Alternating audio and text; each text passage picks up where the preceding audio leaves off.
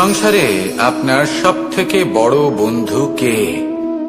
কেউ বলবেন ছোটবেলার বন্ধুরা, কেউ বলবেন মাতা পিতা, কেউ বলবেন ঈশ্বর। এবারে বলুন যে এই সংসারে আপনার সব থেকে বড় শত্রু কে? কেউ বলবে আপনার বিরোধী, সেই ব্যক্তি যে আপনাকে হিংসে করে, বা আপনার নিজের অহংকার। আমি বলবো যে এই সংসারে আপনার সব থেকে বড় বন্ধু হলো আপনার নিজের মন। এই চঞ্চল মনকে যদি আপনি নিয়ন্ত্রণ করতে শিখতে পারেন, তাহলে এর থেকে বড় বন্ধু এই সংসারে আপনি কোথাও পাবেন না। সেখানেই যদি এই মন আপনাকে বশ করে ফেলে, তাহলে সংসারে এর থেকে বড় শত্রুও আপনি কোথাও পাবেন না। প্রথমে এই মনকে নিয়ন্ত্রণ করতে শিখে যান, আর তখন এই মন প্রসন্ন হয়ে বলবে, মনুষ্য জীবনের সব থেকে বেশি গুরুত্বপূর্ণ বিষয় হল মনের একাগ্রতা। এই সংসারের যে কটি মহান কার্য সম্পাদন হয়েছে তা হল মনের এই একাগ্রতার একমাত্র ফল। আপনি অবশ্যই দেখে থাকবেন, অনেক ছোট বড় নদী যা বয়ে চলে তাদের সামনে একটা বাঁধ নির্মাণ করা হয় সেই সব নদীর জল সঞ্চয় করতে। বাঁধ হয়ে গেলে প্রয়োজন মতো বা মনের ইচ্ছে মতো তাকে ব্যবহার করা সম্ভব। এবার এটাই আমাদের মনের সাথেও সম্ভব। আমাদের মনের একাগ্রতা আজকের দিনে দাঁড়িয়ে বিভিন্ন ধরনের বিকার, ক্রীড়া এবং ভোগের মধ্যে ভাগ হয়ে গেছে। একে একত্রিত করতে হবে, একটা বাঁধ নির্মাণ করতে হবে। শুধু এটাই করতে হবে, যেটা উচিত কর্ম সেটাই করুন, যেটা অনুচিত কর্ম সেটা করা থেকে নিজেকে বিরত এটাই করতে হবে। যেটা উচিত কর্ম সেটাই করুন, যেটা অনুচিত কর্ম সেটা করা থেকে নিজেকে বিরত রাখুন। ব্যাস, এই কাজটাই আপনি করতে থাকুন, করতে থাকুন। মনের মধ্যে একাগ্রতার বাঁধ নির্মাণ করুন। আর একবার যদি তা নির্মাণ হয়ে যায়, তাহলে যখন চাইবেন, যেখানে চাইবেন, যতটা চাইবেন একাগ্রতা প্রয়োগ করতে পারবেন।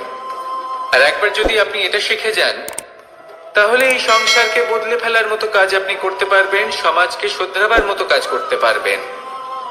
তাহলে এই মনকে একাগ্র করুন আর আমার সাথে ভালোবেসে বলুন, রাধা রাধা। আমরা সবাই ফল খাই, কিন্তু আমাদের সেই ফলই প্রিয় হয় যে পরিপক্ক হয়ে ওঠে, যেটা নম্র হয়, আর যে ফল অনেক বেশি মিষ্টি আর সুস্বাদু হয়ে থাকে, যাদের রঙে বাহার দেখা যায়। সেইভাবে জীবনে আমরা নানান মানুষের সাথে পরিচিত হই, কিন্তু সেই মানুষই আমাদের মন ছুঁয়ে যায় যারা বিনম্র স্বভাবের, যাদের বাণী খুব মধুর, যাদের অন্তরে আত্মবিশ্বাসের একটা তেজ, একটা রং দেখা যায়। এবার এমন ব্যক্তি আমরা কি করে হব? ঠিক সেইভাবেই যেমন একটা ফল রোদ, বর্ষা, শীত, বায়ু এই সকল সংকটময় পরিস্থিতির সম্মুখীন হয়ে পরিপক্ক হয়ে ওঠে, সেইভাবেই মানুষ সংকটময় পরিস্থিতির সম্মুখীন হয়ে পরিপক্ক হয়ে ওঠেন। যদি এই সংকটের সম্মুখীন হন, তাহলে অভিজ্ঞ হবেন, আর এই অভিজ্ঞতাই শিক্ষা দিয়ে যাবে। এই অভিজ্ঞতা আমাদের শিখিয়ে দেয় যে আমাদের বিনম্র থাকতে হবে। অহংকার করে কোনো লাভ নেই। মধুর বাণীর যে কি মূল্য তা আমরা শিখতে পারি। এই অভিজ্ঞতাই আমাদের বুঝিয়ে দেয় যে উচিত অনুচিত কোনটা, আমাদের দৃষ্টিভঙ্গি তৈরি করে, আর এই দৃষ্টিভঙ্গি দ্বারা আত্মবিশ্বাস জাগ্রত হয়। সেই জন্য জীবনে কখনো বিপদ থেকে দূরে পালাবেন না, সেগুলোর সম্মুখীন হন, অভিজ্ঞতা লাভ করুন, তার থেকে শিক্ষা লাভ করুন, এইভাবেই পরিপক্ক হবেন। আসুন আমার সাথে ভালোবেসে বলুন, রাধা রাধা। ধন সঞ্চয় করা সম্ভব, আর সেই জন্য ধন সব থেকে বেশি মূল্যবান সম্পত্তি নয়। এবার আপনি বলবেন, এ আমি কি বলছি? এই ধন খুব মূল্যবান, আমরা সকলে অর্জন করতে ব্যস্ত। সেটা এই কারণে, কারণ আপনারা জানেন না এই সংসারের সব থেকে বেশি মূল্যবান সম্পত্তি কি। এ হলো সেই সম্পত্তি যা কখনো সঞ্চয় করা সম্ভব নয়। আপনার কাছে যতই ধন থাকুক, তা দিয়ে আপনি স্বাস্থ্য লাভ করতে পারেন, বাড়ি কিনতে পারেন, আদি ইত্যাদি, কিন্তু আপনি যতই ধনী হন না কেন, ফেলে আসা দিনের একটা মুহূর্ত আপনি লাভ করতে পারবেন না। এই একটা মুহূর্ত, এই সময়, এটাই হলো সংসারের সব থেকে মূল্যবান সম্পত্তি। একবার চলে গেলে তা কখনোই ফিরে আসে না। আর এই মুহূর্ত যতই চলে যাক না কেন, আমরা স্মৃতির মাধ্যমে সেগুলি যাপন করতে পারি, তার আনন্দ উপভোগ করতে পারি, আর যার সাথে আমরা সময় অতিবাহিত করেছি তার স্মৃতিতে আমরা চিরকাল জীবিত থাকতে পারি। সেই জন্য সময় সব থেকে মূল্যবান সম্পত্তি, তাকে এইভাবে নষ্ট করবেন না। প্রত্যেকটা মুহূর্ত উপভোগ করুন, আনন্দ করুন, আর ভালোবেসে বলুন রাধা রাধা। যদি কোনো সিংহ বানরের মতো গাছে চড়তে চেষ্টা করে তাহলে কি হবে? একটা মাছ যদি মাটিতে হাঁটতে চেষ্টা করে তাহলে কি হবে? তারা বিফলই হবে। কিন্তু এরকম কেন হয়? তার কারণ হলো প্রকৃতির রচনা কিছুটা এরকম। এখানে প্রত্যেকটি ব্যক্তিকে, প্রত্যেকটি প্রাণীকে আলাদা আলাদা গুণের অধিকারী করা হয়েছে এবং সকলকে একটা সীমাও প্রদান করা হয়েছে।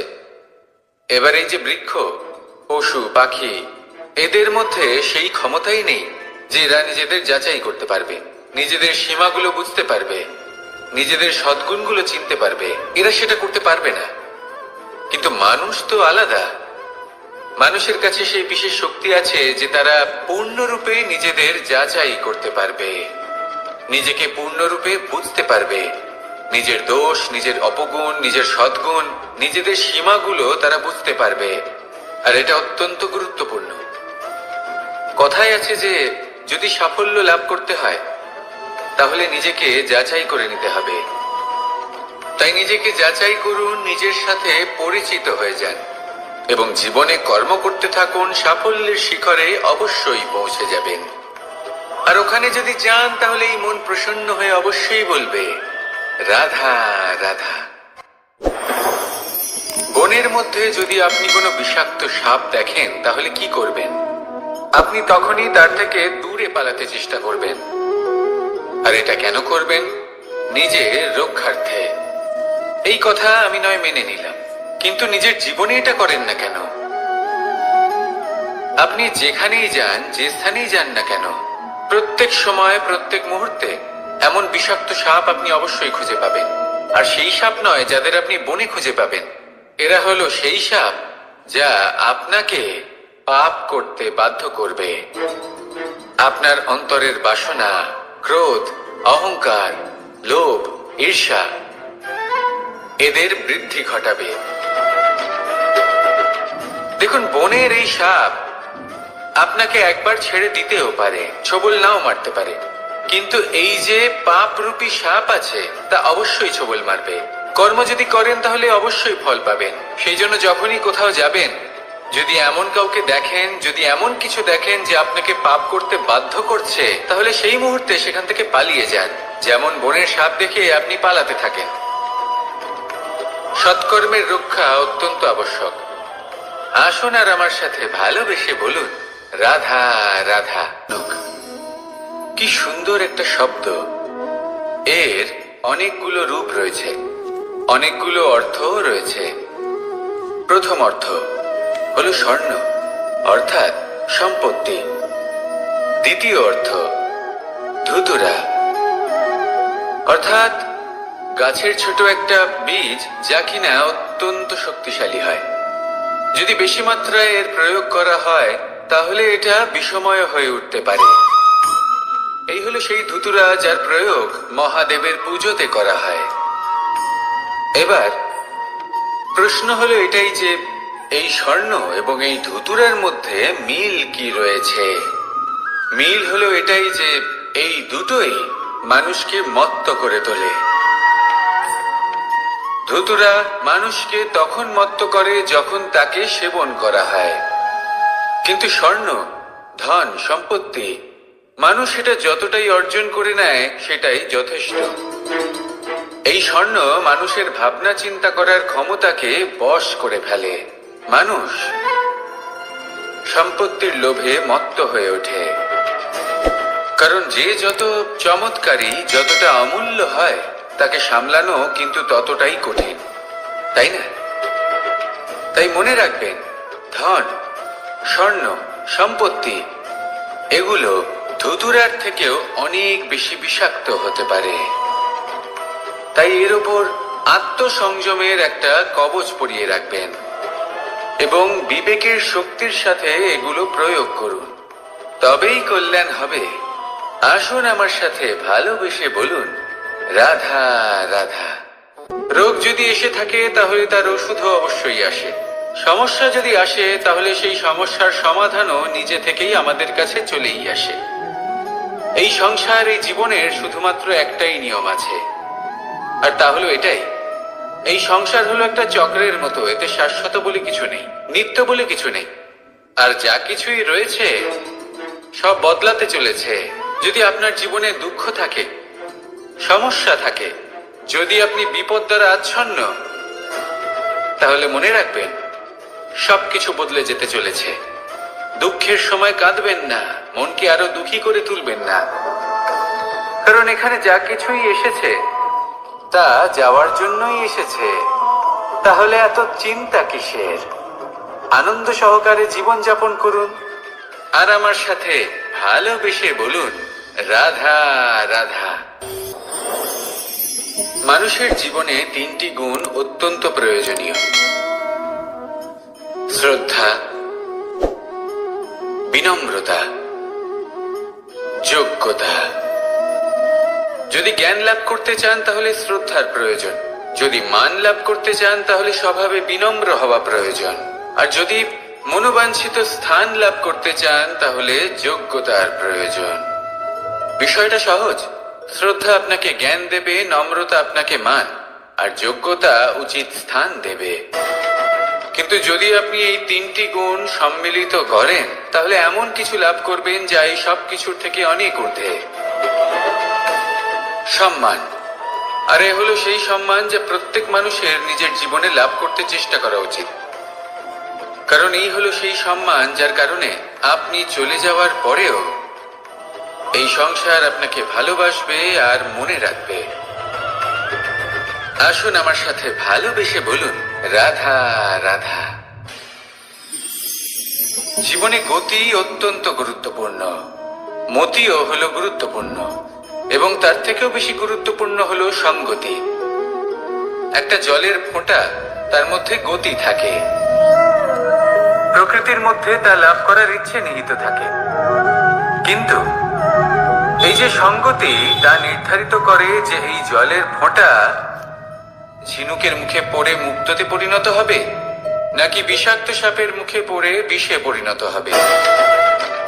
এবার দেখুন, এই জঞ্জাল স্বর্ণকারের দোকানের সামনেও থাকে এবং জঞ্জাল একজন ব্যবসাদারের দোকানেও থাকে, কিন্তু জঞ্জাল যা স্বর্ণকারের দোকানে থাকে তা ব্যবসাদারের দোকানের জঞ্জালের থেকে অনেক বেশি মূল্যবান, কারণ তার মধ্যে সোনার কণার সঙ্গতি থাকে।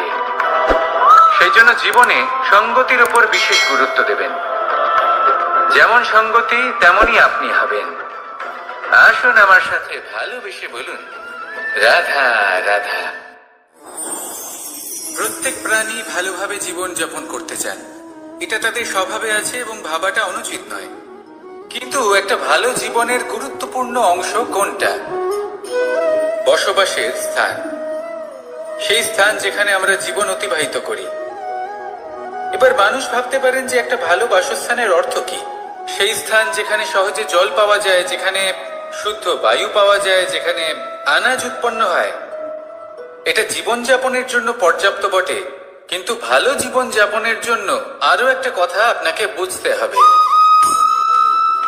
সাধু, জ্ঞানী, পণ্ডিত ব্যক্তি, এই সকল মহাপুরুষ, এনাদের যে বাসস্থান তা অত্যন্ত বিশেষ হয়। এখানে এক ধরনের বিশেষ ইতিবাচক শক্তি থাকে, এমন একটা স্থান যেখানে দেবতারাও বিচরণ করেন। জীবন আমরা সবাই যাপন করি, কিন্তু জীবনের উদ্দেশ্য শুধুমাত্র জীবন যাপন করা নয়। জীবনের উদ্দেশ্য হলো মুক্তি লাভ করা।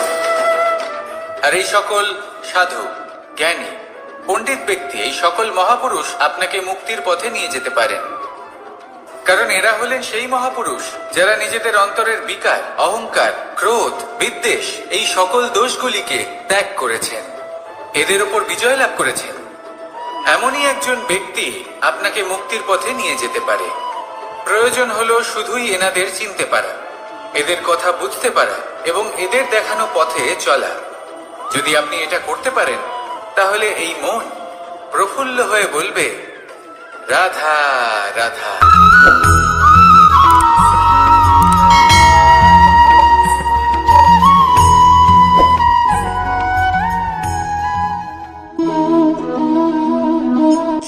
এই শুকনো পাতাটিকে দেখুন, নিষ্প্রাণ হয়ে পড়েছে।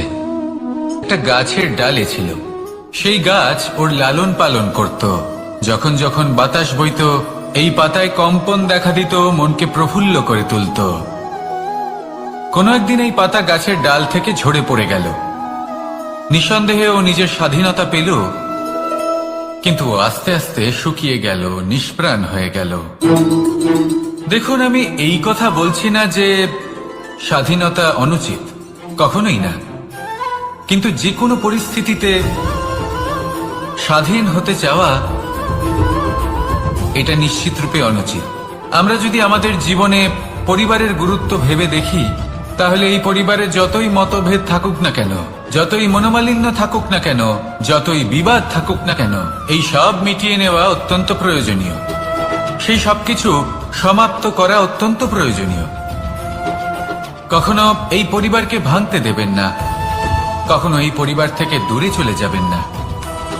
এই পরিবার হলো আমাদের জীবনের একটা অমূল্য সম্পদ, অমূল্য এক আশ্রয়, যা এই সংসারে হয়তো কোথাও আপনি পাবেন না। তাই একে আগলে রাখুন। পরিবার সেই গাছ। আসুন আমার সাথে ভালোবেসে বলুন, আর সেই গাছ। আসুন আমার সাথে ভালোবেসে বলুন, রাধা রাধা। অনেক সময় আমরা জীবনে অনেক মানুষকে এমন বলতে শুনে থাকি যে আমি অসফল হয়েছি কারণ আমার সময় ভালো যাচ্ছিল না। আমি এই জিনিসটা লাভ করতে চাইছিলাম কিন্তু করতে পারলাম না কারণ আমার সময়টা ভালো যাচ্ছিল না। আমি আমার জীবনে ওই মহান কাজটা করতে চাইছিলাম কিন্তু করতে পারলাম না। কেন? কারণ আমার সময়টা ভালো যাচ্ছিল না। কিন্তু যে মুহূর্তে ভালো সময় আমার জীবনে আসবে, আমি সব কিছু প্রাপ্ত করব। এমন প্রায় প্রত্যেকেই বলেন। আসুন একটা কথা বোঝা যাক। একজন মালিকে দেখুন, সে প্রত্যেক দিন গাছের সেবা করে, তাকে জল দেয়, তার যত্ন আত্তি করে। কেন? প্রত্যেক দিন সেই গাছ ফল দেয় না। সঠিক সময় এলে তবেই সেই গাছ ফল দেয়, কিন্তু প্রত্যেক দিন মালি তার সেবা করে, তাকে যত্ন করে। শুধুমাত্র তখন করে না যখন সেই গাছ ফল দিতে সক্ষম। আর যদি মালি গাছের যত্ন প্রতিদিন না করে, তাহলে হয়তো সেই গাছ ফল দিতেই পারবে না। এটাই হলো আমাদের জন্য একটা শিক্ষা। যখন সময় আমাদের জন্য অপেক্ষা করে না, তখন আপনি সময়ের জন্য কেন অপেক্ষা করছেন? ভালো সময়ের জন্য অপেক্ষা করবেন না। ভালো এবং শুভ কর্ম দ্বারা ভালো সময়কে নিজের কাছে টেনে আনুন। নিরন্তর কর্ম করুন, পরিশ্রম করতে থাকুন। শুভ সময় আপনা থেকেই আপনার কাছে আসবে। আসুন আমার সাথে ভালোবেসে বলুন, রাধা রাধা। একে বালি বলুন, মাটি বলুন বা ধুলো বলুন, এ দিয়ে কত কিছু করা সম্ভব। এ দিয়ে আপনি নিজের বাসস্থান নির্মাণ করতে পারেন, প্রাচীর গড়ে তুলতে পারেন, অট্টালিকা নির্মাণ করতে পারেন। কিন্তু যদি এই বালিকে আপনি মুষ্টিবদ্ধ করে রাখতে চান, তাহলে তা হাত থেকে ফসকে যাবে। আপনি কখনোই একে মুষ্টিবদ্ধ করতে পারবেন না। এরকমই হয় আমাদের জীবন, আর এরকমই হয় সময়। এই মুষ্টিবদ্ধ করা বালির মতো। সময়কে আমরা বাধা দিতে পারবো না, আটকেও রাখতে পারবো না। এ হলো প্রবাহমান। জন্ম থেকে মৃত্যু পর্যন্ত এই যে সময়, তা খুবই সীমিত। আর এই সময় আমরা যেটাই করি তার দ্বারাই আমাদের মূল্য নির্ধারিত হয়। আর এই সংসার থেকে চলে যাওয়ার পরেও এই সংসার এই সব কর্মের জন্যই আমাদের মনে রাখে। তাই যদি আপনি এটা ভাবেন যে আজ যে কর্ম করার ছিল আমি না হয় কাল করে নেব, কাল আমার লক্ষ্যে পৌঁছানোর কথা ছিল আমি পরশু পৌঁছব, না, এই সময় খুব মূল্যবান, একে নষ্ট করবেন না। এই সময়কে সদ্ব্যবহার করুন, মহান হবার পথে অগ্রসর হন। একে যদি মুষ্টিবদ্ধ করে রাখার চেষ্টা করেন, এই সময় থেমে থাকবে না। আসুন আমার সাথে ভালোবেসে বলুন, রাধা রাধা। আমাদের জীবনে অনেক ধরনের ব্যক্তি এসে থাকেন। কেউ কেউ আমাদের সাথে থেকে যান, কেউ আমাদের থেকে দূরে চলে যান। কেউ ভালো মানুষ হন, কেউ খারাপ মানুষ। কিন্তু আমরা সবসময় সেই সময়টাকে নিয়ে দুঃখ প্রকাশ করি যখন আমাদের জীবনে কোনো খারাপ ব্যক্তি প্রবেশ করেন। তারা আমাদের খারাপ অনুভূতি দেন, দুঃখ দেন, কষ্ট দেন। আমরা সবাই তাকে ভালো মন্দ কথা বলি। কিন্তু কেন? এমন বিভিন্ন ধরনের মানুষ, খারাপ মানুষ, ভালো মানুষ সবার জীবনেই আসেন এবং সকলকেই একটা অমূল্য শিক্ষা দান করে যান। এবার আপনি নিজেই ভেবে দেখুন, জীবনে যখন প্রথমবার আপনি আগুন স্পর্শ করেছিলেন, তখন আপনি একটা শিক্ষা লাভ করেছিলেন যে আমাকে আগুনের থেকে একটু দূরে থাকতে হবে। তারপর আস্তে আস্তে আপনি শিখলেন যে কিভাবে এই আগুনকে নিয়ন্ত্রণে রাখতে হবে। তারপর আপনি শিখলেন যে কিভাবে নিজের জীবনে তাকে প্রয়োগ করতে হবে, তা সে অন্ধকারে প্রকাশ লাভ করার জন্য হোক বা খাবার বানানোর জন্য। সেইভাবেই কোনো খারাপ ব্যক্তি যখন আপনার জীবনে আসে, কোনো শিক্ষা দিয়ে যান, তার প্রতি কৃতজ্ঞ থাকুন। তার বিষয় খারাপ ভাবার বা খারাপ অনুভূতি নিয়ে থাকার কোনো প্রয়োজন নেই। সেই শিক্ষা লাভ করুন। সংসারে আমাদের জীবনে যখন কোনো সুখ বা দুঃখ আসে, তার জন্য আমরা কাউকে না কাউকে অবশ্যই দায়ী করে থাকি, তাই না? এই ব্যক্তি আমাদের সাথে এরকম কাজ করেছেন, তাই আমার সাথে এমন হলো। ওই ব্যক্তি যদি এমনটা না করতেন, তাহলে আজ আমি ওই স্থানে পৌঁছতে পারতাম। সবই আপনার দৃষ্টিভঙ্গির উপর নির্ভরশীল। আর যদি আপনার দৃষ্টিভঙ্গি এমন হয়, তাহলে তা অনুচিত। সত্যি কথা বলতে, এই সংসারে ভিন্ন ভিন্ন ধরনের মানুষ আছে। এটা আপনার উপর নির্ভর করছে কিভাবে তাদের স্বাগত জানাবেন। একবার ভাবুন, আমি আমার দুটো হাত সামনে নিয়ে এলাম, দুটো মুঠো খুলে দিলাম। দুই প্রকারের মানুষ আসবেন, কিছু না কিছু দিয়ে যাবেন। এই মুঠো যদি আমি বন্ধ করে দিই, তাহলে না কেউ আমাকে কিছু দিতে পারবে, না আমার কিছু যাবে আসবে। নিশ্চয়ই বুঝতে পারছেন এই দুই ধরনের ব্যক্তি কারা এবং তারা কি দিয়ে যান। আমি যদি নিজের মুঠো খুলে দিই, তাহলে কিছু ভালো মানুষ আসবেন, আমাকে আনন্দ, সন্তুষ্টি, জ্ঞান প্রদান করে যাবেন, ভালো অভিজ্ঞতা দিয়ে যাবেন। কোনো খারাপ ব্যক্তি যদি আসেন, তাহলে তিনিও খারাপ অভিজ্ঞতা দেবেন, যার থেকে আমি শিক্ষা লাভ করব। এই সব কিছু আমি লাভ করতে পারি। মুঠো যদি বন্ধ করে রাখি, তাহলে আমি কিছুই পাবো না। দেখুন, এই সংসারে প্রত্যেকের জীবনে এইরকম। প্রত্যেকের জীবনে সবকিছুই আছে, ভালো খারাপ দুই মানুষই আছে। ভালো অভিজ্ঞতা আছে, খারাপ অভিজ্ঞতা আছে। নির্ভর করছে আপনার উপর যে আপনি কি করবেন, এনাদের স্বাগত কিভাবে জানাবেন, কার থেকে কি বুঝবেন, কি শিখতে পারবেন, আর কোন দৃষ্টিভঙ্গি নিয়ে অগ্রসর হবেন। এটাই নির্ধারণ করবে যে আপনার জীবন কেমন হবে।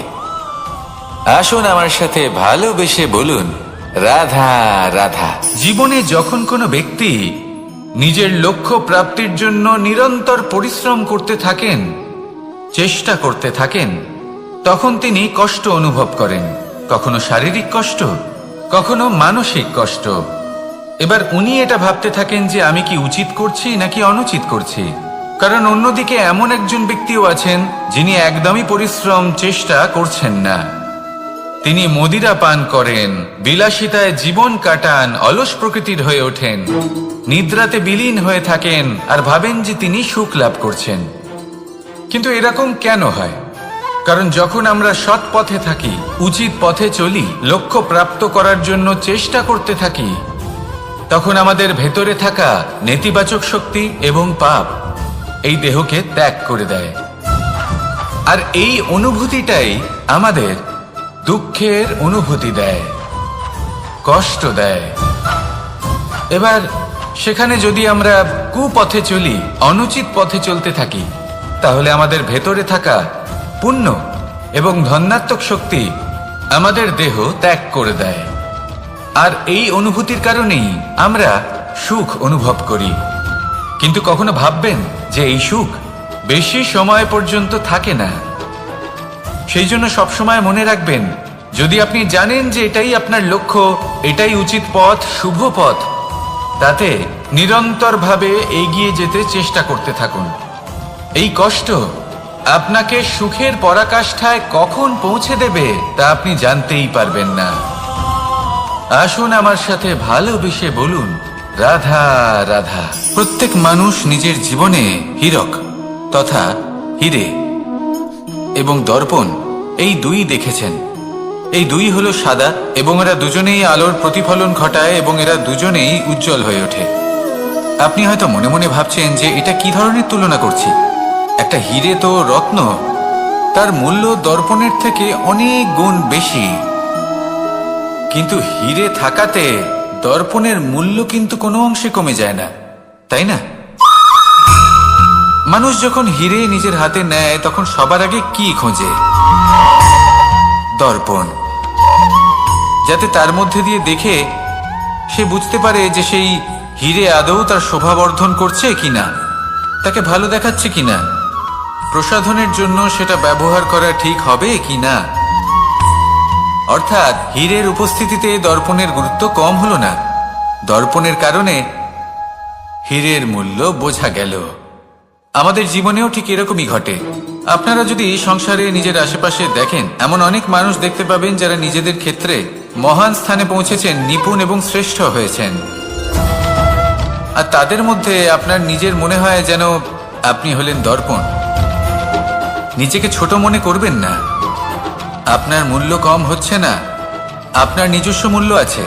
আর যদি আপনার অস্তিত্ব না থাকে তাহলে ওনাদের অস্তিত্বের মূল্য সংসার বুঝতেই পারবে না। জীবনে সবসময় চেষ্টা করবেন যাতে আপনি আরো বেশি শ্রেষ্ঠ হয়ে উঠতে পারেন। আপনি নিজে যে স্থানে আছেন সেটাকে ছোট মনে করবেন না, তারও নিজস্ব একটা মূল্য আছে। যদি আপনি হীরে হয়ে থাকেন তাহলে অহংকার করবেন না, যদি আপনি দর্পণ হয়ে থাকেন তাহলে নিজেকে ছোট মনে করবেন না। আসুন আর আমার সাথে ভালোবেসে বলুন, রাধা রাধা। মানুষ জন্মগ্রহণ করে, তার সাথে ভয়েরও জন্ম হয়। ছোটবেলা থেকেই আমাদের মনে কোনো না কোনো প্রকারের ভয় থেকেই যায়।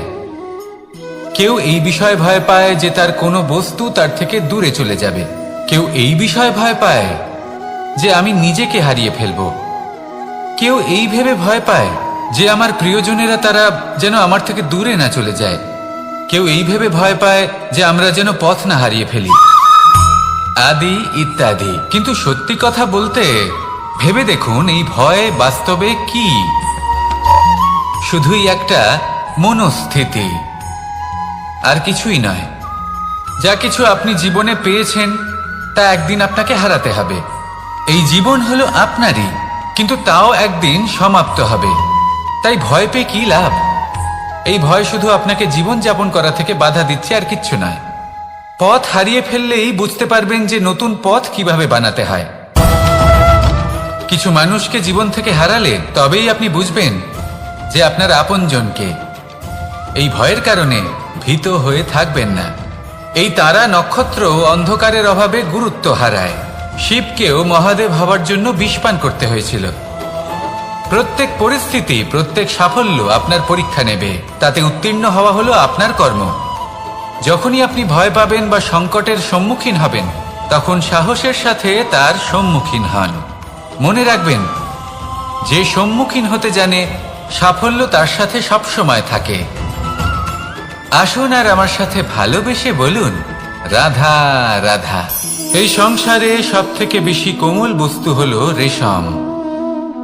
এই রেশম এতটাই কোমল হয় যে এর পুরো একটা থান শুধুমাত্র একটা হাতে ধরা সম্ভব।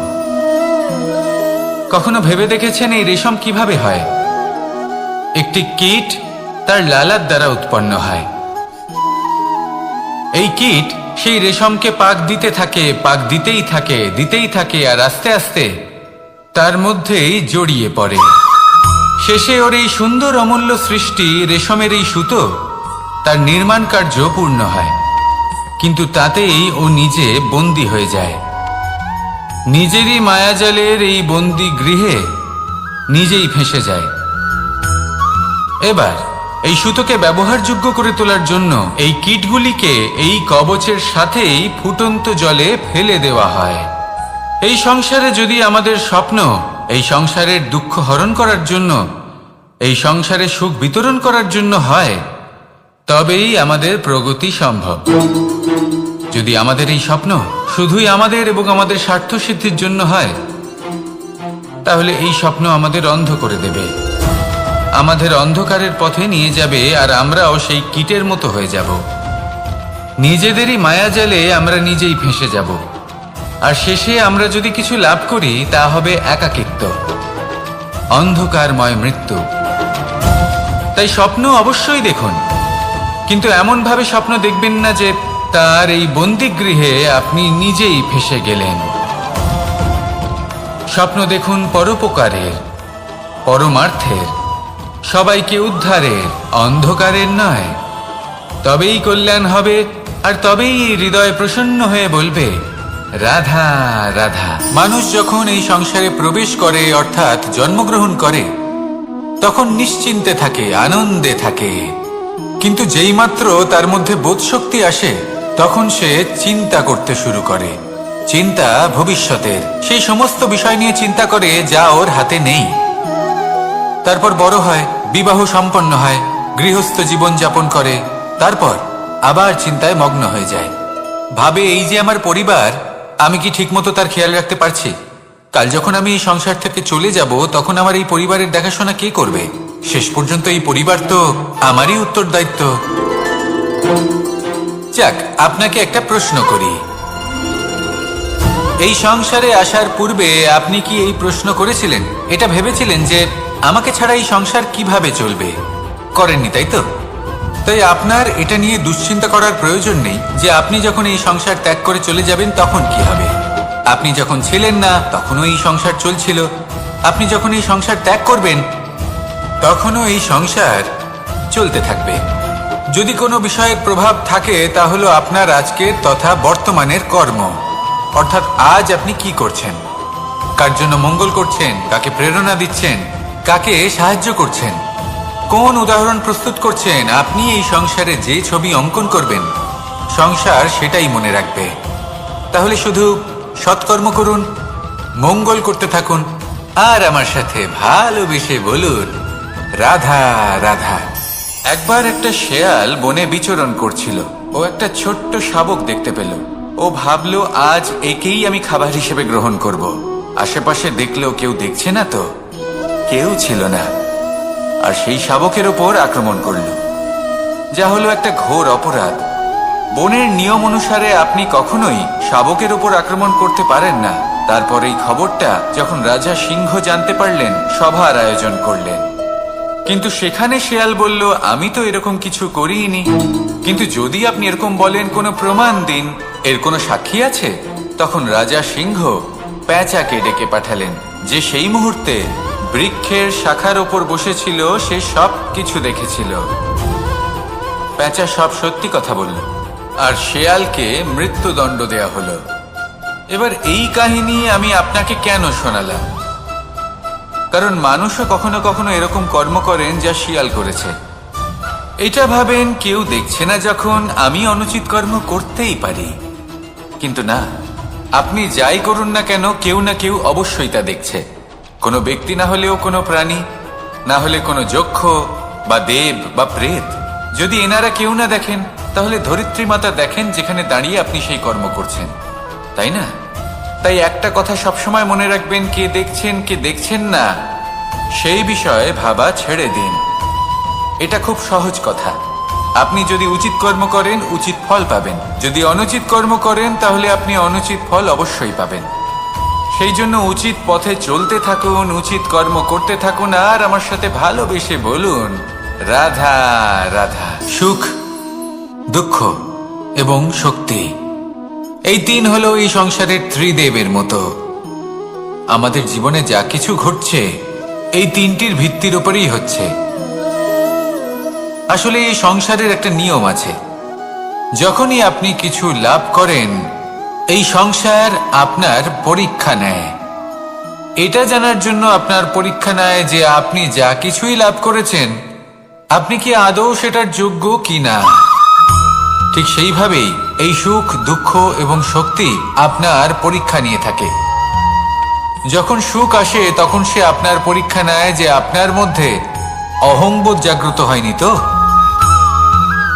যদি অহংবোধ চলে আসে তাহলে সুখ সেখানেই সঙ্গ ত্যাগ করে। দুঃখ আপনার ধৈর্যের পরীক্ষা নিতে থাকে, আর যদি আপনার মধ্যে ধৈর্য না থাকে তাহলে এটা আপনাকে আরো বেশি দুঃখের গভীর অন্ধকারে ঠেলে দেবে। সেখানে শক্তি পরীক্ষা নেয় আপনার বিনম্রতার। যদি আপনি বিনম্র না হন তাহলে হয় এই শক্তি আপনার সঙ্গ ত্যাগ করবে, নয় এই শক্তি বিনম্রতার অভাবে আপনার পতনের কারণ হতে পারে। এই সংসারে যে কোনো ব্যক্তি যিনি এই পরীক্ষায় উত্তীর্ণ হয়ে থাকেন, এই জীবনে তিনি সাফল্য লাভ করেন। আসুন আমার সাথে ভালোবেসে বলুন, রাধা রাধা। আমি মনুষ্যরূপে জন্ম নিয়েছি এবং সমস্ত কর্ম এই রূপেই করেছি, কিন্তু আশ্চর্যের বিষয় হলো যে আজও মানুষ আসেন এবং হাত জোড় করে প্রার্থনা করেন যেন আমি ওনাদের সহায়তা করি। আপনাদের একটা কথা বলতে চাই, আমি সকলকে সাহায্য করতে পারবো না, কিন্তু আমি শিক্ষা অবশ্যই দিতে পারবো, জ্ঞান প্রদান করতে পারবো, এমন কিছু জ্ঞান যার ভিত্তিতে মানুষ যা চাইবেন তাই লাভ করতে পারবেন যদি সঠিক কর্ম করতে থাকেন। যখন কংসের অসুররা গোকুলে ধ্বংসলীলা চালাচ্ছিলেন তখন আমি কারোর থেকে সাহায্য চাইনি। লক্ষ্য আছে, আপনি অবশ্যই লাভ করবেন। আর এই মন সুপ্রসন্ন হয়ে বলবে, রাধা রাধা। ভোজন এই সংসারে যেই হোক না কেন, কোনো মানুষ হোক, কোনো প্রাণী হোক, কোনো কীট হোক বা কোনো বনস্পতি হোক, প্রত্যেকের জন্য ভোজন অতি আবশ্যক। কারণ ভোজন থেকেই শক্তি পাওয়া যায়, আর সেই শক্তি দিয়েই সংসারের আমাদের জীবনের সমস্ত কার্য করা যায়। এবার এমন এক ধরনের শক্তি হয় যা শীতের ঋতুতে সূর্য থেকে আমরা পেয়ে থাকি, আর আরেক ধরনের উত্তাপ হয় যা দিয়ে ভোজন রান্না করা হয়, সুস্বাদু নানান ধরনের ভোজন। এবার অত্যন্ত গুরুত্বপূর্ণ হলো যে ব্যক্তি সেই ভোজন বানাচ্ছেন তার মানসিক পরিস্থিতি এবং সেই ব্যক্তি যিনি ভোজন গ্রহণ করছেন তার মানসিক অবস্থা। যখনই আপনি ভোজন বানাচ্ছেন তখন ভালোবাসার সাথে কাজটা করুন, ধন্যাত্মক ভাব নিয়ে, সৎ ভাবনার সাথে, কারণ আপনার এই মানসিক স্থিতি শক্তির আকারে সেই খাদ্যের সাথে মিলেমিশে যায়। আর যখনই আপনি ভোজন গ্রহণ করছেন তখন সদ্ভাবনার সাথে, প্রসন্নতার সাথে গ্রহণ করুন, ধন্যাত্মক ভাব নিয়ে। যদি আপনি প্রসন্নতার সাথে রান্না করেন, প্রসন্নতার সাথে খাদ্য গ্রহণ করেন, তাহলে আপনি প্রসন্নই থাকবেন, আর মন সুপ্রসন্ন হয়েই বলবে, রাধা রাধা। দীপাবলি আমাদের সবথেকে বড় উৎসব। শ্রীরাম রাবণকে পরাস্ত করে 14 বছরের বনবাস কাটিয়ে আবার অযোধ্যায় ফিরে এলেন অমাবস্যার রাত্রে। অযোধ্যায় সবাই খুব প্রসন্ন ছিলেন, খুবই উৎসাহিত ছিলেন। অযোধ্যায় সহস্র প্রদীপ প্রজ্বলিত করা হয়েছিল এই উৎসবে। একে আমরা দীপাবলি বলে থাকি। এবার এই বিষয়ে আমরা সকলে জানি। আপনি কি এটা জানেন যে শ্রীরাম বাস্তবে অমাবস্যার এক রাত আগেই অযোধ্যায় পৌঁছে গেছিলেন? সবার সামনে অমাবস্যার রাতে এসেছিলেন। এর কারণ কি? শ্রীরাম প্রমাণ করতে চেয়েছিলেন যে যে কোনো সময়, দিন হোক বা রাত, শুভ বা অশুভ হয় না। শুভ অশুভ কিছু থাকলে তা হলো মানুষের চিন্তা, তার ভাবনা, তার নির্বাচন আর তার কর্ম।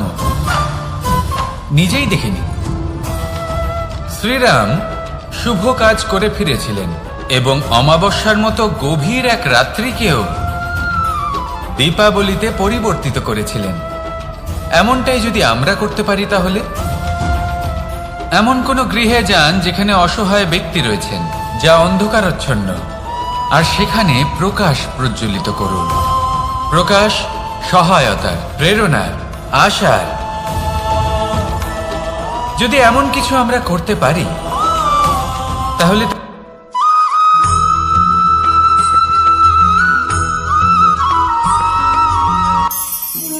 আমরা জীবনে এমন অনেক মানুষকে চিনি যারা অত্যন্ত শক্তিশালী, নিজের পরীক্ষা দিতে কখনো পিছপা হন না, খুব কঠোর হন, আত্মপ্রত্যয়ী হন, কিন্তু তাও তারা সাফল্য পান না।